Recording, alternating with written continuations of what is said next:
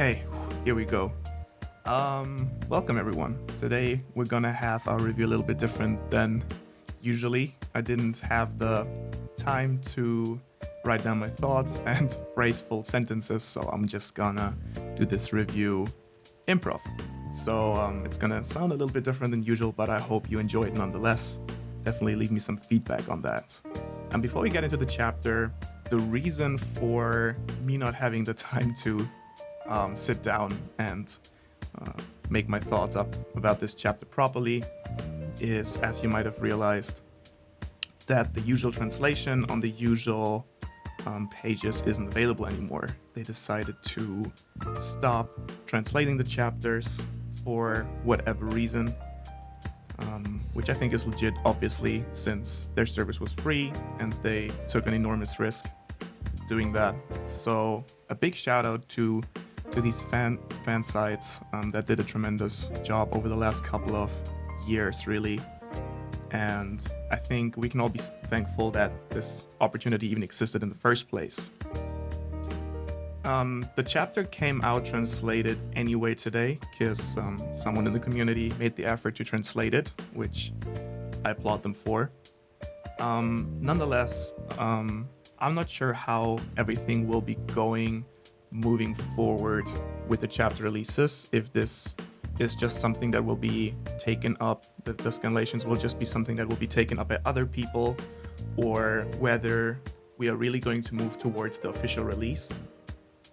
I think there are arguments for both sides. For me personally, being on the smaller end of the One Piece or manga tube spectrum, I didn't have the privilege to choose basically between the official translation and the early released translations, since if I would follow the the official translation on Sundays, or for me actually early Mondays, that would just put me in a spot where, probably apart from a few of you guys who really enjoy watching my videos, thankfully, I would just not have that reach for my reviews. Nonetheless, I think in the mid to long term, I'll definitely go over to also obviously supporting the official releases, but just, yeah, for the time being, if there will be an early chapter available with a reasonable quality of translation, I would still follow that, since I assume most of you guys will be doing that as well. But nonetheless, I think it's important to support the mangaka and the community and the industry in general, nonetheless. So that being said, we do have our translation today, as I just mentioned, and what to say? This chapter, maybe it's good that I can't react it to the chapter like this, because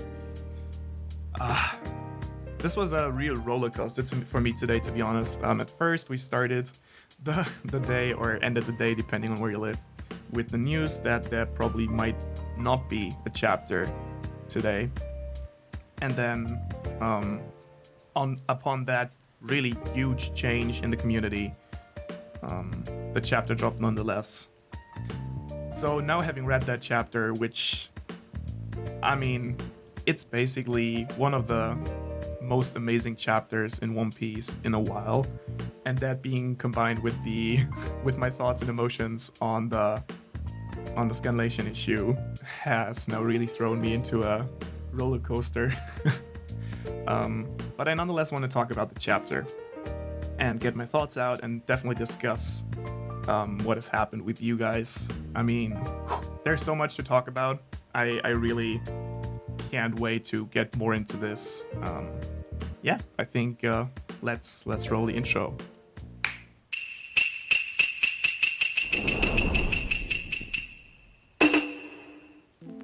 Okay, so as a quick disclaimer again, I'm just going to go through this chapter again with a lack of structure that you usually don't know from my reviews. So it'll be a little bit more messy, but I hope you enjoy it nonetheless. I guess the upside is that this will be a raw version of my thoughts and emotions on the chapter. So I hope you enjoyed it nonetheless, but yeah, make sure to leave me some feedback on that. As always, I definitely want to hear your thoughts on the chapter, so make sure to leave me a few comments in the description below. Not in the description, but in the comment section. Yeah, I'm not gonna edit much here on this audio, so you're just gonna have to live with me doing a lot of mistakes, but that's fine. We're practicing in the podcast. Yeah, definitely make sure to share thoughts in the comments below, not in the description. And I can't wait to hear your thoughts on everything that's happened.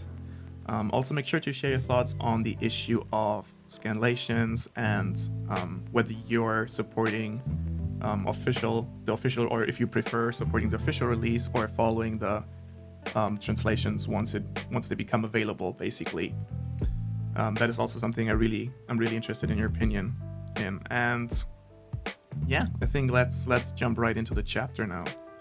So we kicked off back at the island that I thought last chapter would be Ruskaina. But now, since we have another close-up of the island itself, it's definitely not Ruskaina, it's another island. Just the animals running away from the center of the islands last chapter that threw me off a little bit. But having a closer look now, it's definitely a different island, somewhere in the Grand Line, I assume. And yeah, as anticipated, we finally have the first encounter between the Roger pirates and the Whitebeard pirates that we get to witness in the manga directly, really. And we start off with Odin obviously thrashing off and wanting to fight everyone. I think Odin probably at this point hasn't really got a good grasp. He doesn't really have a good grasp of the rivalry between Roger and Whitebeard, because as I personally take it, Roger and Whitebeard, they were fighting and sparring, but they were doing so on a respectful level. It was never hostile, if you know what I mean. So Odin kind of takes it like, oh, well, those are our enemies, and we're just gonna take their treasure that they obtained. So he just storms off looking for the other crew. And there's a few really cool details here as he comes storming into the Roger Pirates ranks. First of all, he again uses his self-named Odin two-sword style. And the move he uses is called Gan Modoki, which again is a type of food, which is a really heavy theme with Odin in general. I mean, name-wise, but also fighting-wise. And I think it's such an interesting parallel here again to Zoro, who also has those food themes in his name. And yeah, I mean, it's two-sword style, not three-sword style, but nonetheless, I really like the parallel here. And Odin just fearlessly striking into the heart of the of the Roger Pirates really speaks again for his character. Obviously, there's a few people in the Rogers crew who don't just want to let him do as he pleases, and we see Rayleigh and Copacabana ready to basically step into Odin's way and stop him from just rushing in and taking out the lower ranking members of the Roger crew. And I have to say, I mean, Rayleigh, we already knew, like, he looks super badass in his younger years, but Copacabana here really he reminds me a little bit of Jack the Ripper from Black Clover. So he has a really cool design here with the two axes, and I don't know, it just has a really badass vibe. And between like right after this really badass scene of the two basically commanders, I guess, of Roger's crew, we just see Roger himself with a big grin sprinting between the two of them, just wanting to take Odin on by himself. I think he just says, I don't want to put my two best men in danger. But yeah, as Rayleigh correctly identifies, he just wants to take Odin on himself. And there has been a lot of debate whether Odin would be as strong as Whitebeard, especially since they clashed, or as strong as Roger. But seeing Roger with his sword going into this fight, I mean, there's been so much speculation about Roger's fighting style and whether he has a devil fruit or not. And I guess it's not debunked necessarily that he does have a devil fruit. It's still possible, but it really looks like Roger was just an incredible swordsman, and especially very proficient in hockey use.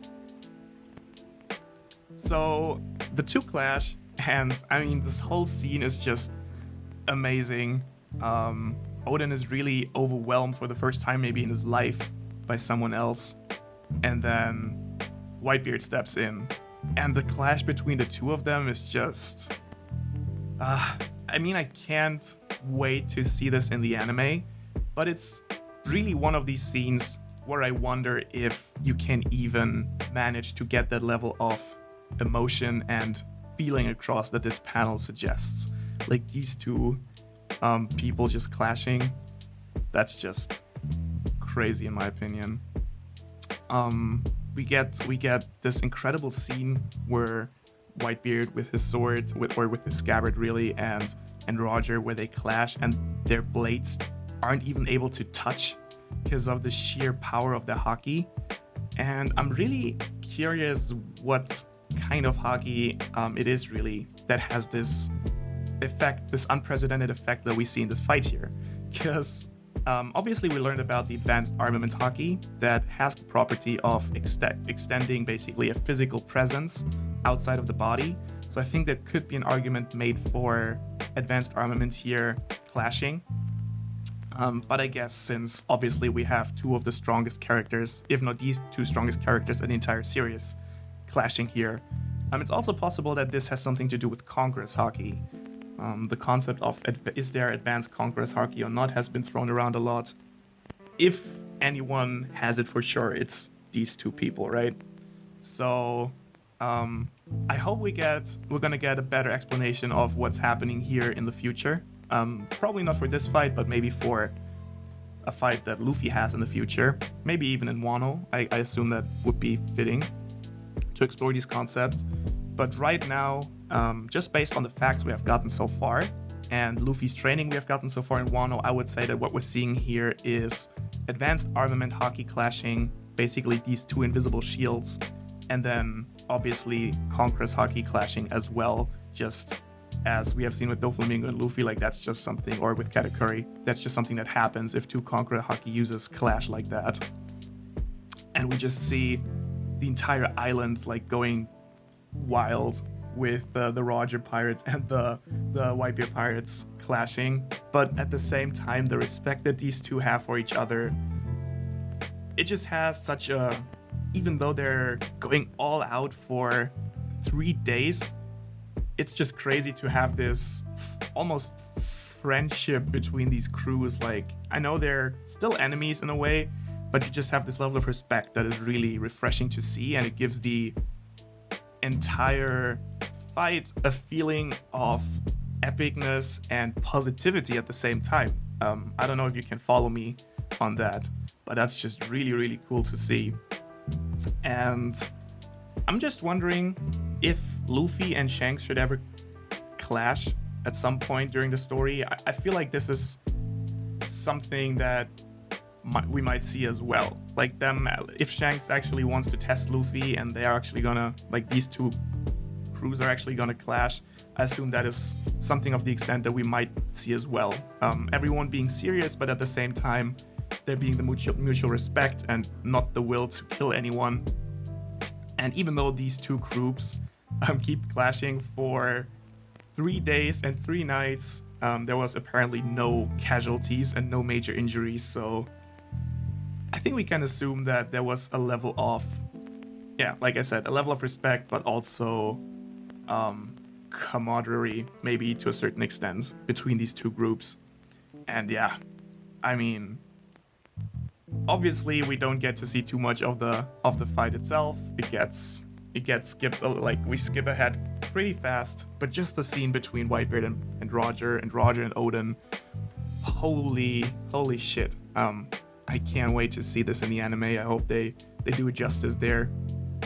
But this is just One Piece hype at its highest level, I'm not gonna lie.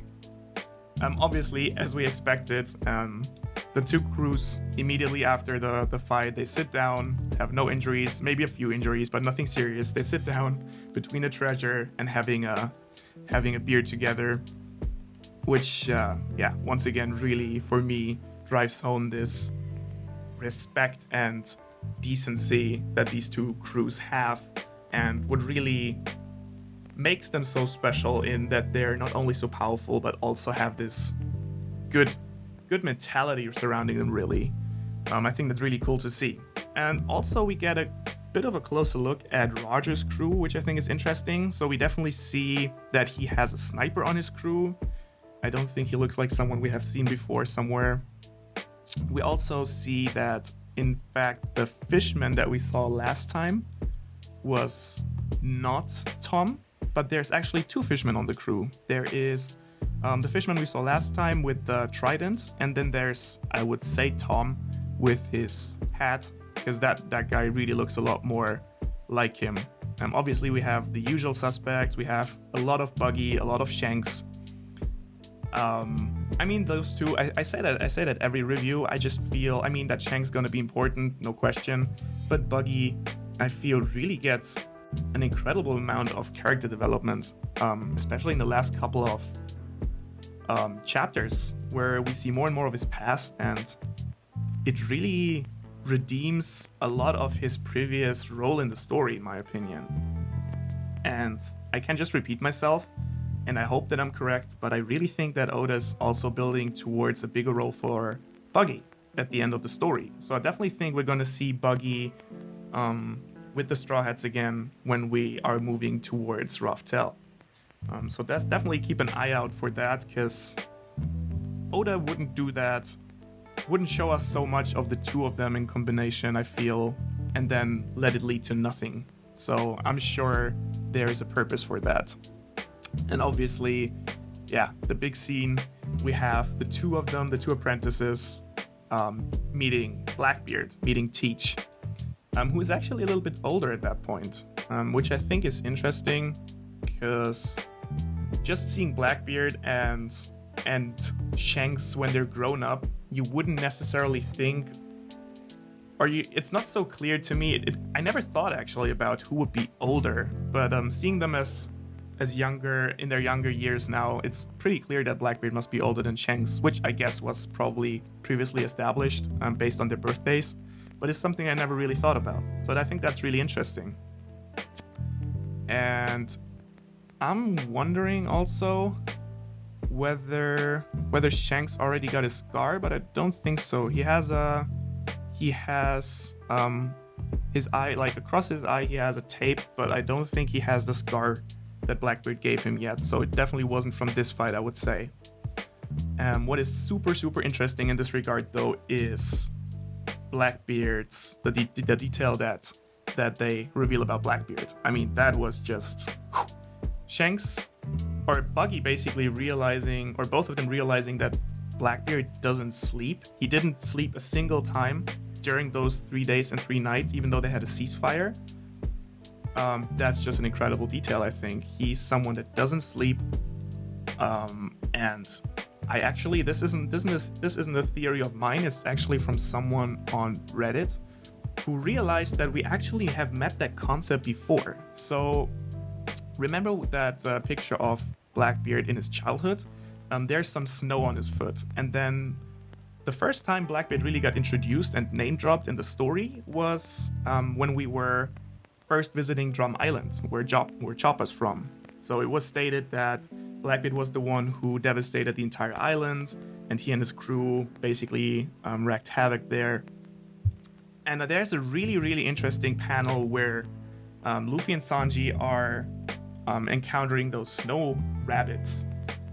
And Luffy tells Sanji that he once heard from a man in a bar that there are people on Winter Islands that don't sleep to basically stay alive. So that would basically be a hint that Blackbeard might actually be from Drum Island originally, or at least from the Winter Islands.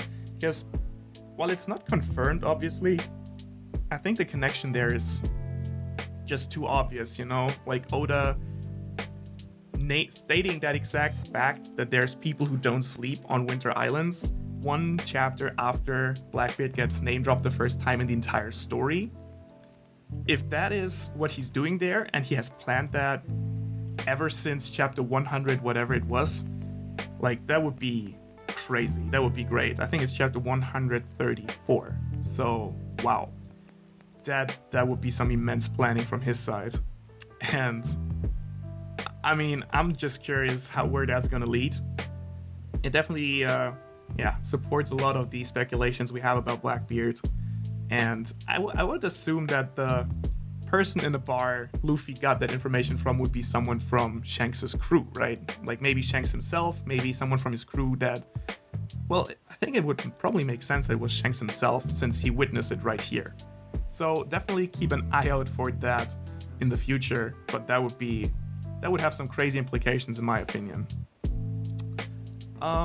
Let's move on a little bit. So obviously we have these three young guys who will be a lot more relevant in the current storyline. But now we move on to Roger, Oden, and Whitebeard sitting down. And I mean, you gotta love how involved Oden is in all of this, right? He is basically just he's a division commander like the rest of the crew, but he still got invited to sit down with the two captains. I would say this chapter proves that he is maybe not exactly as strong as Roger and Whitebeard, but he's definitely high enough up there to sit down with them as their equal, basically. And it's once again stated in this chapter that Whitebeard and Oden see each other as brothers rather than father and child. So it really clearly distincts Oden from the rest of the Whitebeard pirates, and it really speaks for his character that he really is, in a way, a leader rather than a follower.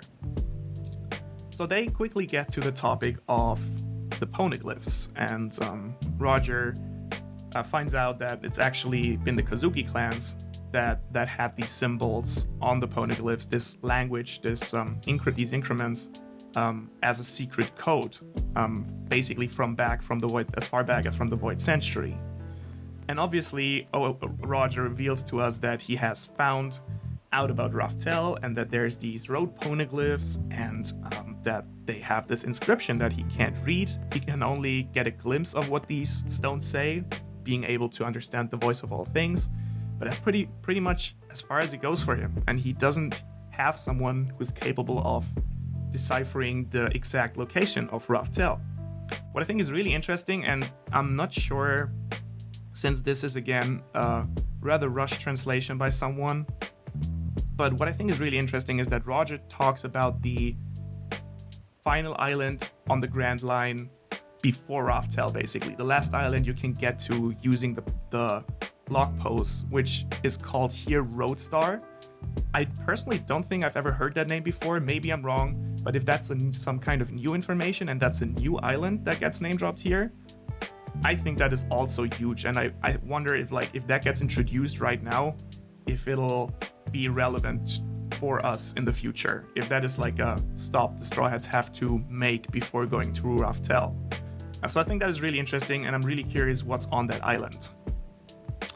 Then of course, we as we expected, Roger asks Whitebeard to basically borrow Oden to take him in on his last journey. And Whitebeard obviously isn't very amused of that suggestion.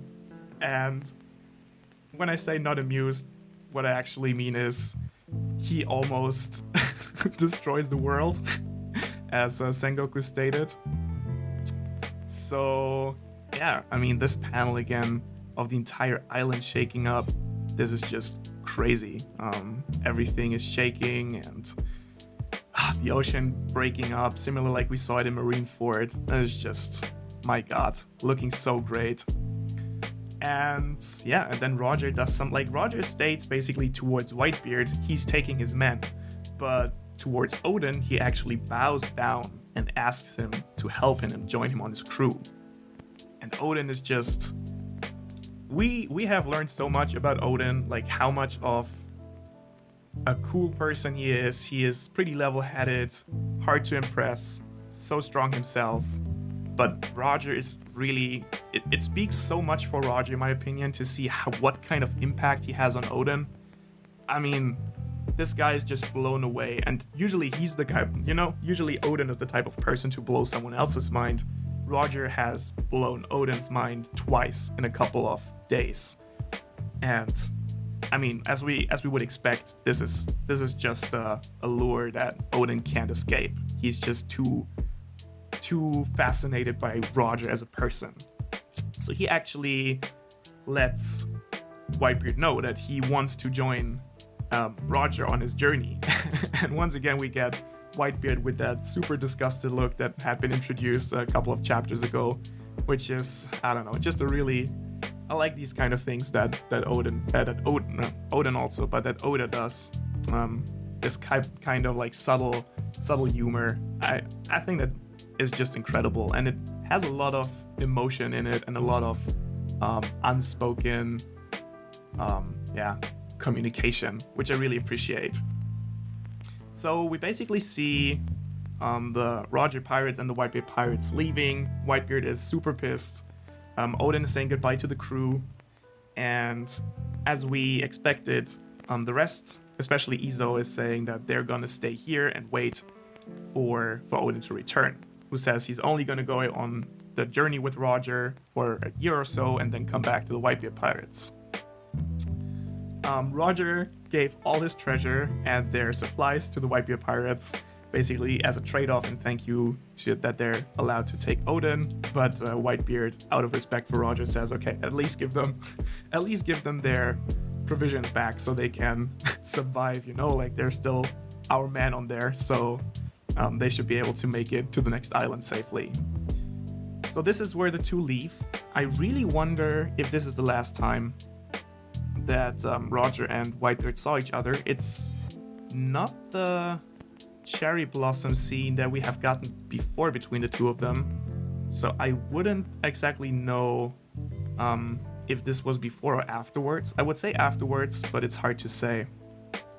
And then we get a little bit of time between Odin basically being introduced to the Roger pirates, and we now finish the first episode of Odin as a pirate on board of the Whitebeard ship, and start over with Odin on board of Roger's ship. And I was so excited about seeing more of Whitebeard's past and like his crew in the past, but like, holy man, I'm so much more excited now for seeing seeing the Roger pirates as a focus in this flashback. This is actually more than I ever hoped for, and like just seeing them interact on the ship, it's actually something I really miss sometimes for the Straw Hats. I feel like we could use more of that in between.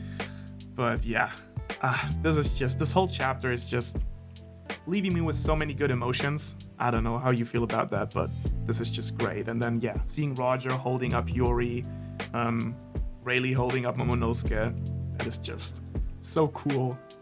And of course, Inuarashi and Nekomamushi, as we already knew, they sneaked on board of Roger's ship as well. They wanted to stay with Odin, and so we basically now know how Izo ended up being the only retainer left on Whitebeard's ship, with everyone else going somewhere else. So basically Odin switched, and then Nekomamushi and Inuarashi kind of dipped Izo and just like followed Odin on their own. So I'm just gonna assume that Odin is actually not gonna meet Izo again, and Izo basically had no other choice but to stay with Whitebeard, since I just assume Odin going back to Wano happened without his knowledge. And probably when everything went down and Kaido took over and Orochi took over, I'm just assuming that was just too late for Izo to do anything, so he just stayed with Whitebeard. But I guess we're gonna get a better idea of that later on. And then we once again get the introduction to how Odin got very, very quickly acquainted with the Roger pirates. Basically, everyone saying, oh, well, the captain might trust you, but we're all not gonna trust you right away. Similar like we know it from the Straw Hats with Law, for example, where Luffy's also super trusting, and the crew is a little bit skeptical, but then, turns around very fast. Odin just goes, plunders an entire city quickly, and then makes Odin for everyone. And I don't know, this last scene with all of them celebrating together, it's just so wholesome. We have Roger, who again, I feel in this chapter reminds me so heavily of Ace. We have a couple of new faces of the Roger pirates, which I think is always interesting. But it's hard to speculate about it, I guess, since we don't know so much. But yeah, as I said again, there is 2 fishmen, the guy with the trident, and like I said, I think it's Tom. Shanks and Buggy, it's, yeah, those 2. I think I shared my thoughts on that. And just, I don't know, this feeling of them partying on the ship, seeing like the everyday interactions of the Roger pirates. This is, I think, what every long-term One Piece fan really has wished for a long time. And I think Oda has done a really good job in the execution here. Finally, we get to a little bit further ahead in the story, where Crocus just confirms that Roger only has 1 year to live. And we then see their journey up to Jaya, to the Sky Island that we already just know too well. We see them discovering the Golden Bell. Obviously, Buggy is the one who immediately wants to take it home. And interestingly enough, I'm not sure who says it, if it's Roger or Shanks, but someone already says, well, Buggy, you can come back here when you're a captain. So it's really interesting that even though their captain was still alive, there was already an idea for everyone that, okay, well, soon we're all gonna have to part ways and everyone's doing their own thing. So that's really interesting in my mind. Also, we see that there's this one member of the Roger crew who seems to be a giant, in my opinion. On the far right of the panel, he looks enormous. So maybe, I'm not sure if that's a matter of perspective, but holy damn, that is a buff dude. Finally, on the last panel or couple of panels, we finally get to the poneglyph. And this is just, I think, the perfect end to a perfect chapter, in my opinion. We see Odin translating and then inscribing Roger's words on the poneglyph that we're just too well familiar with. It's the exact same spot where Robin deciphered the writing of Roger's message, and I just wonder, is that something that Oda planned? Did he know back in Jaya when we were reading like the Sky Island arc? Was that something he knew? Did he plan on Odin being the one to write this, or was that just something that he decided later on? I mean, it fits so well together. Like these references to chapters so far in the past, and it just fits together so well. It really makes you wonder if Oda's either really good at planning ahead, or if he's even better at drawing connections to past events later on. I'm actually also not sure which one I would find more impressive, but this is just amazing. It kindled so many great nostalgic emotions in me. This chapter in general, pure gold. I just see that I've been rambling on for over half an hour, so I'm really sorry for that. As I said, this was not planned. I didn't have the time today to sit down and write down my thoughts and read them for you. But definitely let me know if you like how this more spontaneous version of the chapter review was for you, if that is something you enjoy, or if you prefer the other one. Give me some feedback on that. I think it was definitely a lot different than usual. But let me hear your thoughts on that. I'm definitely curious what you think. And yeah, make sure to share your comments and your thoughts on this chapter with me in the comments below. I can't wait to hear what you have to say. I mean, this chapter might be my favorite one of the year. I'm actually not gonna lie. This is so good. This is One Piece at its best, I would say. And yeah, so share your thoughts. If you enjoyed this video, make sure to leave me a like. Also, if you're not subscribed to the channel yet, consider doing so, become part of the crew, and get access to more great content. Or yeah, maybe not great, but you know what I mean. More content. I don't want to self-plug here. And otherwise, yeah, I hope to see you around next time. And until then, have a wonderful week. Oh yeah, and I almost forgot. I just saw it. Of course, I missed the amazing reference back to Luffy saying, "I'm gonna become the," and then Oda skipping away to Shanks. This time we have Roger saying, "I'm gonna be the," and again, there's the skip. So I missed that. That is obviously a really, really nice reference as well. Sorry that I just saw that, but yeah, that's it from my side. Have a great weekend, guys. Bye-bye.